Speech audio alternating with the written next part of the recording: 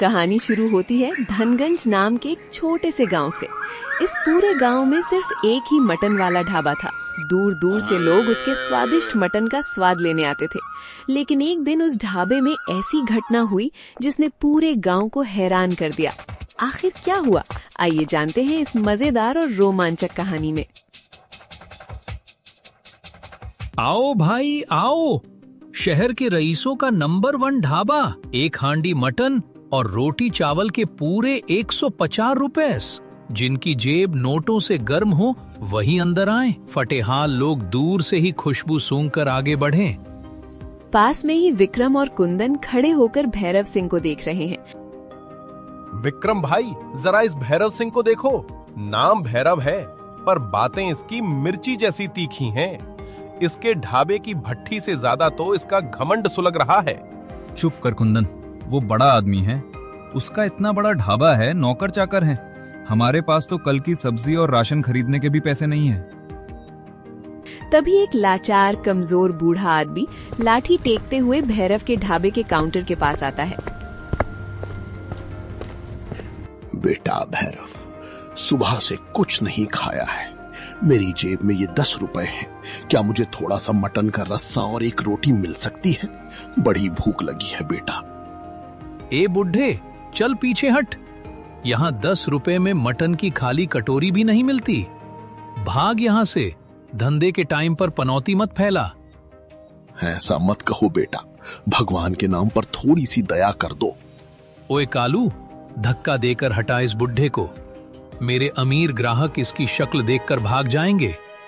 नौकर कालू बूढ़े बाबा को जोर से धक्का दे देता है और वे जमीन पर गिर जाते हैं। पूरे बाजार के लोग देख रहे हैं पर भैरव के डर से कोई कुछ नहीं बोलता। विक्रम का खून खौल उठता है। वो दौड़ कर जाता है और बूढ़े बाबा को उठाता है। ओए भैरव, पैसे का घमंड इतना अच्छा नहीं होता। आज तुमने इस लाचार बुजुर्ग का नहीं, अन्नपूर्णा का अपमान किया है। अरे देखो भाई, खुद भीख मांग रहा है और मुझे ज्ञान दे रहा है। हे विक्रम, तेरी औकात क्या है बे? तेरे पास तो खुद खाने के लाले पड़े हैं, तू खिलाएगा इसे? विक्रम भाई, इस भैरव के ढाबे पर ताला लगवाने का वक्त आ गया है।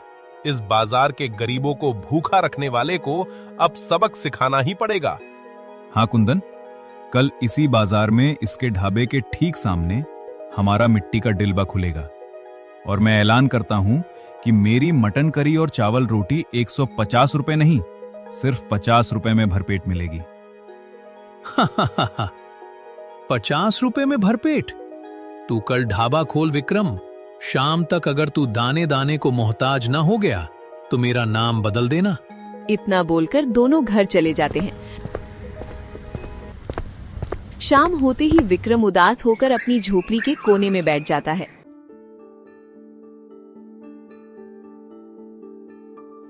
कुंदन, मैं सच में टूट चुका हूं भाई।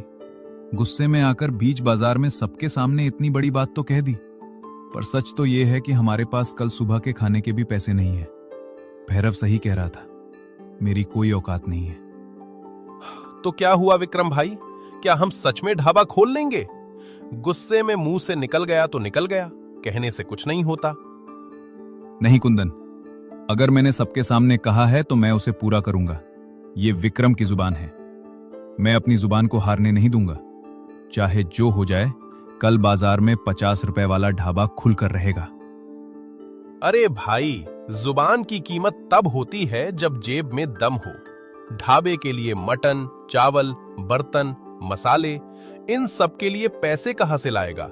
आसमान से टपकेंगे? चोरी करूंगा कुंदन, मैं चोरी करूंगा।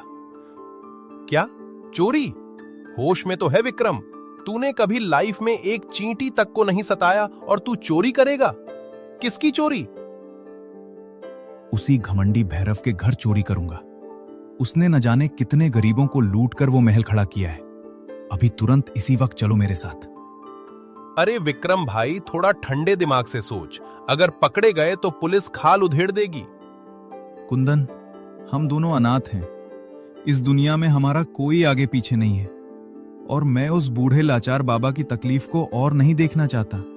उस भैरव ने बाबा को धक्का मारा था कुंदन। उस बूढ़े बाप की आंखों के आंसू मुझसे झेले नहीं जा रहे। आज अगर विक्रम पीछे हटा तो इस शहर से गरीबों का भगवान पर से भरोसा उठ जाएगा। ये लड़का आज मुझे भी जेल भिजवाकर मानेगा, पर क्या करूं, दोस्त भी तो इसी का हूं। रुक विक्रम भाई, मैं भी चल रहा हूं। विक्रम और कुंदन तेज कदमों से भैरव सिंह के घर की तरफ बढ़ रहे हैं। तभी रास्ते में एक सुनसान पेड़ के नीचे वही बूढ़े बाबा बैठे दिखाई देते हैं जिन्हें दोपहर में भैरव ने धक्का दिलवाया था।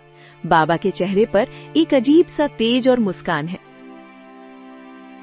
बाबा, आप इस काली अंधेरी रात में यहाँ अकेले कैसे? आपका घर कहाँ है बाबा? बेटा, ईश्वर जिसे जहां भेज देता है मैं वहीं चला जाता हूं। मेरा कोई अपना घर नहीं है, पर तुम दोनों इस वक्त जहां जा रहे हो वो रास्ता सही नहीं है। किसी के घर चोरी करना बिल्कुल गलत है। बाबा, आपको कैसे पता चला? मैंने तो ये बात किसी से नहीं कही। क्या आप सच में कोई जादूगर हैं या कोई चमत्कारी पुरुष? हाँ बाबा, विक्रम बिल्कुल ठीक कह रहा है। हमारे दिल की बात तो सिर्फ हम दोनों जानते थे। आपको किसने बताया कि हम चोरी करने जा रहे हैं? मैं इंसानों के चेहरे और उनके मन की बात पढ़ सकता हूं बेटा, इसलिए मेरी बात मानो। चोरी का विचार अपने दिमाग से निकाल दो। यहां से थोड़ी दूर आगे जाओगे तो तुम्हें एक पुराना बरगद का पेड़ मिलेगा। उसी पेड़ के नीचे एक थैला पड़ा है जो पूरा पैसों से भरा है। उस थैले को उठा लो और अपना ढाबा खोल लो। सच में बाबा? हाँ, परंतु एक बात सदैव स्मरण रखना विक्रम, उन पैसों को देखकर कभी मन में लालच मत लाना। उन पैसों का उपयोग तुम अपनी सुख सुविधा, ऐशो आराम या स्वार्थ के लिए कदापि मत करना। यदि तुमने ऐसा किया तो तुम्हारा विनाश होना निश्चित। विक्रम और कुंदन आगे बढ़ते हैं। थोड़ी दूर जाने पर उन्हें वही बरगद का पेड़ दिखाई देता है और उसके नीचे एक पुराना बैग पड़ा मिलता है।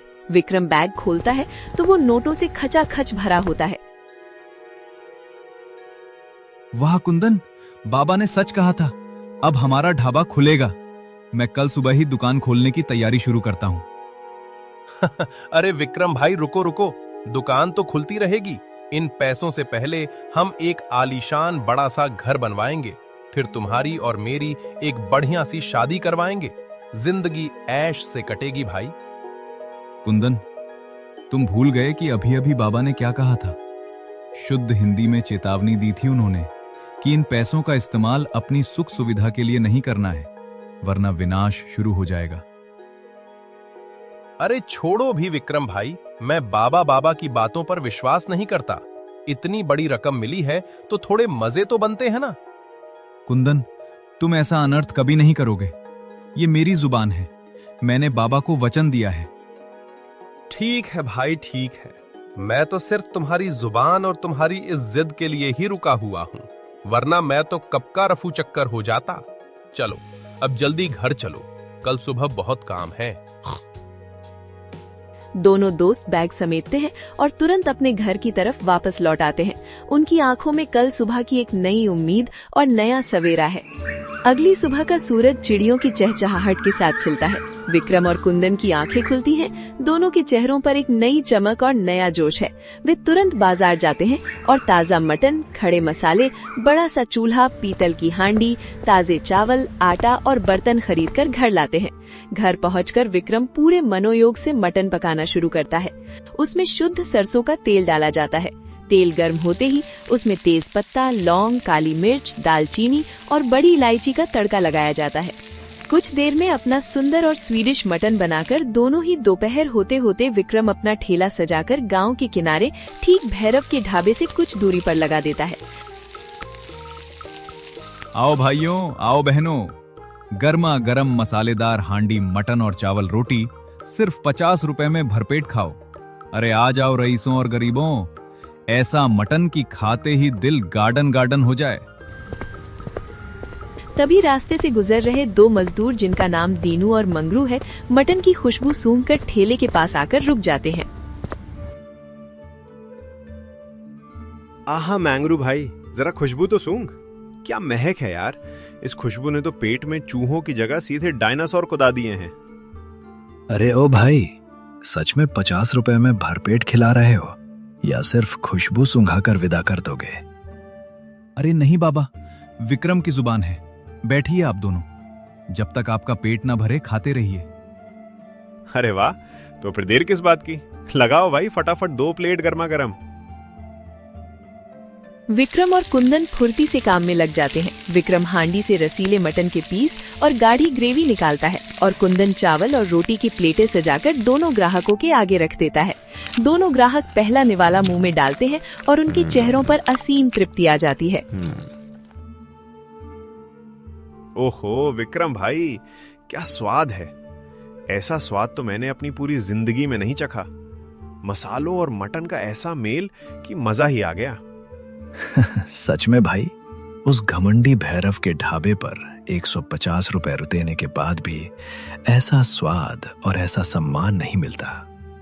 तुम तो हम जैसे गरीबों के लिए साक्षात भगवान का रूप बनकर आए हो। चलो मैंगरू भाई, अब देर नहीं करते। सबसे पहले जाकर उस जालिम और घमंडी ढाबे वाले भैरव को बताकर आता हूं कि उसका घमंड तोड़ने और हम गरीबों का पेट भरने के लिए गरीबी का मसीहा आ गया है। हाँ भाई दीनू, बिल्कुल ठीक कहा। आज उस भैरव की बोलती बंद करते हैं। दीनू और मंगरू की बातें सुनकर बाजार में ये खबर आग की तरह फैल जाती है। उधर अपने आलीशान ढाबे पर गल्ले पर खड़ा भैरव सिंह गुस्से में पैर पटक रहा है, लेकिन अकेले में अपना डर छुपाने के लिए जोर जोर से हंसने का नाटक करता है। हाय बड़े आए विक्रम और कुंदन, 50 रुपए में भरपेट मटन खिलाने चले हैं। मेरे सामने न जाने कितने आए और कितने चले गए, पर मेरा कोई कुछ नहीं उखाड़ पाया। इनकी भी 4 दिन की चांदनी है, फिर अंधेरी रात आएगी। भैरव की बकवास के उलट विक्रम और कुंदन के ठेले पर नजारा कुछ और ही था। वहाँ पैर रखने की भी जगह नहीं थी। विक्रम का हांडी मटन न सिर्फ सस्ता था, बल्कि स्वाद में इतना लाजवाब था कि लोग उंगलियां चाट रहे थे। सब बहुत खुश थे। देखते देखते शाम होते होते विक्रम का सारा मटन बिक जाता है। उफ विक्रम भाई, पैर जवाब दे गए हैं आज, पर मजा आ गया। हाँ कुंदन, ये सब बाबा के आशीर्वाद का कमाल है। चलो घर चलते हैं। शाम को घर पहुंचकर दोनों दोस्त इतने थके थे कि बिना कुछ खाए पिए तुरंत सो जाते हैं। अगली सुबह फिर उठते हैं, ताजा मटन और मसाले लाते हैं और अपना ठेला उसी जगह पर लगा देते हैं। ठेला लगते ही थोड़ी देर में वहाँ भारी भीड़ जमा हो जाती है। उधर भैरव सिंह के ढाबे पर सन्नाटा पसरा है। एक भी ग्राहक नजर नहीं आ रहा। वो मक्खियां मारते हुए काफी देर तक इंतजार करता है। फिर गुस्से से पागल होकर अपने नौकर कालू को साथ लेकर विक्रम के ठेले पर धमक पड़ता है।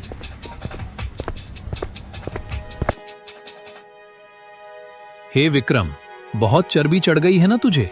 बंद कर अपना ये 2 कौड़ी का ठेला, वरना यहीं पर सब तहस नहस कर दूंगा। हाँ मालिक, सही कह रहे हैं। डर के मारे भाग जाओ यहाँ से। विक्रम और कुंदन बहुत हिम्मती थे। वो जरा भी नहीं डरते। ओए भैरव, अपनी ये धौंस किसी और को दिखाना। हम यहाँ कोई चोरी नहीं कर रहे, हम गरीबों का पेट भर रहे हैं। सुनो ओ गांव वालों, तुम सब अंधे हो गए हो क्या, जो बड़े चाव से इस विक्रम का मटन ठूस रहे हो? मैं तुमसे एक सीधा सा सवाल पूछता हूँ, क्या आज के जमाने में 50 रुपए में मटन और चावल खरीदा जा सकता है? नहीं ना? भीड़ में कानाफूसी शुरू हो जाती है। भैरव मौका देखकर और जहर उगलता है। या फिर जानवरों का सड़ा गला कचरा तुम्हारे पेट में डाल रहा है? अपनी सेहत से मत खेलो भाइयों। भाइयों, आप सब मुझ पर विश्वास रखो। मैं अपनी माँ अन्नपूर्णा की कसम खाकर कहता हूँ कि सब कुछ आज सुबह का ताजा मटन और शुद्ध मसाले हैं। जिस दिन मेरी मटन करी खाकर कोई एक इंसान भी बीमार हो गया, मैं उसी दिन ये ठेला हमेशा के लिए बंद कर दूंगा। और सुनो ओ भैरव, हम जो भी सामान इस्तेमाल कर रहे हैं वो एकदम शुद्ध और उत्तम क्वालिटी का है। रही बात इतने सस्ते में खिलाने की, तो हम पर एक बहुत बड़े पहुंचे हुए बाबा का आशीर्वाद है। अरे ओ घोड़े, किसी भिखारी का आशीर्वाद लेकर कोई राजा नहीं बन जाता, समझे? इसका अंजाम भुगतने के लिए तैयार रहना। इतना बोलकर भैरव गुस्से में पैर पटकता हुआ वहाँ से चला जाता है। लेकिन गांव वाले भैरव की बातों पर बिल्कुल ध्यान नहीं देते। वो विक्रम पर भरोसा करते हैं और दोबारा खाने में जुट जाते हैं। थोड़ी ही देर में विक्रम का सारा मटन फिर से खत्म हो जाता है। दोनों घर चले जाते हैं। अगली सुबह विक्रम सोकर उठता है और थैली की तरफ देखता है तो चीख पड़ता है। अरे अनर्थ हो गया, लुट गए हम। कुंदन भाई, बाबा के दिए सारे पैसे चोरी हो गए, थैला खाली पड़ा है। क्या सारे पैसे चोरी हो गए? घर का दरवाजा तो अंदर से बंद था, कोई बाहर वाला कैसे आ सकता है?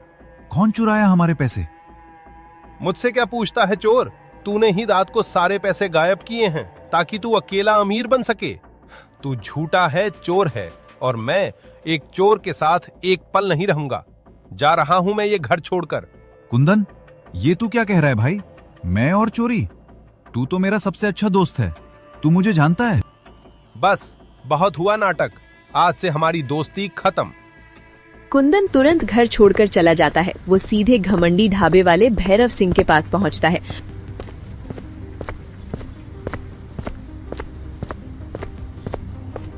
और बाबा के चुराए हुए पैसों की गड्डियां दिखाकर उसका पूरा आलीशान राजपुताना ढाबा खरीद लेता है। अब कुंदन उस आलीशान ढाबे का मालिक बन चुका था और वहां महंगे दामों पर मटन बेचने लगा। दूसरी तरफ विक्रम बिल्कुल अकेला हो चुका था। उसका दिल टूट गया था, लेकिन उसने हिम्मत नहीं हारी।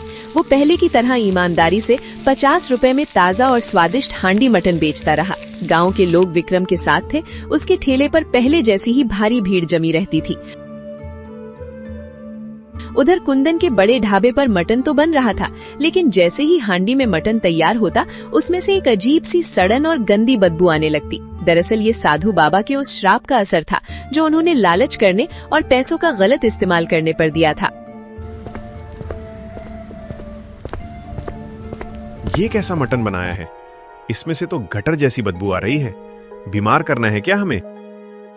अरे खाना है तो खाओ, वरना बदबू का बहाना मत बनाओ, कल से ठीक हो जाएगी। कुंदन ने हार नहीं मानी। बदबू दूर करने के लिए उसने महंगे महंगे मसाले खरीदे, ढाबे का प्रचार किया, लेकिन बाबा की श्राप के कारण उसके मटन का स्वाद और बदबू बदतर होती गई। धीरे धीरे ग्राहक आना बिल्कुल बंद हो गए। कुंदन ने अपनी सुख सुविधा और जिद में बाबा के चुराए हुए सारे पैसे पानी की तरह बहा दिए और कंगाल हो गया। शाम का वक्त, विक्रम के ठेले पर लोग खुशी खुशी 50 रुपए में मटन खा रहे हैं। तभी वहाँ फटेहाल, भूखा और रोता हुआ कुंदन पहुँचता है। उसके पास न ढाबा बचा था न पैसे। विक्रम भाई, मुझे माफ कर दो। लालच में आकर मैंने ही बाबा के पैसे चुराए थे और तुम्हें धोखा दिया था। आज मैं पूरी तरह बर्बाद हो गया हूँ भाई, मुझे अपने पास रख लो। कुंदन, मैंने तुम्हें भाई माना था, पर तुमने लालच के लिए दोस्ती का सौदा कर दिया। बाबा ने साफ कहा था कि पैसों का गलत इस्तेमाल विनाश लाएगा। अब मेरे पास तुम्हारे लिए कोई जगह नहीं है। न पैसे। विक्रम उसे मदद देने से साफ मना कर देता है और कुंदन रोता हुआ वहाँ से चला जाता है, क्योंकि जो दोस्त को धोखा दे सकता है वो किसी को भी धोखा दे सकते हैं।